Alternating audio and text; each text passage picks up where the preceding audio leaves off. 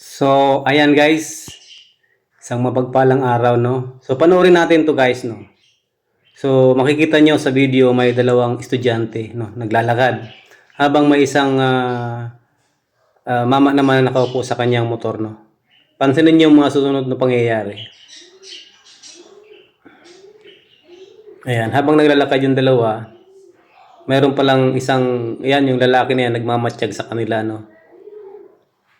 Ayan. Naglakad din. Dito sa pangalawang CCTV, makikita niyo po na habang naglalakad yung dalawang babaeng estudyante, sinusundan pala ito nung mama, no? Ayan.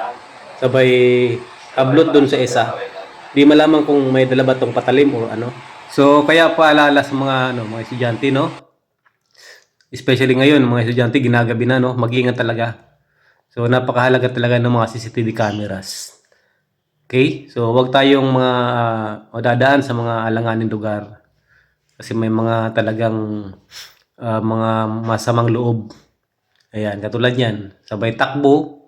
Ayan. Alis din yung dalawa. Then, sabay angkas doon sa motor. Yung mama. O, sabay takbo na. Ayan.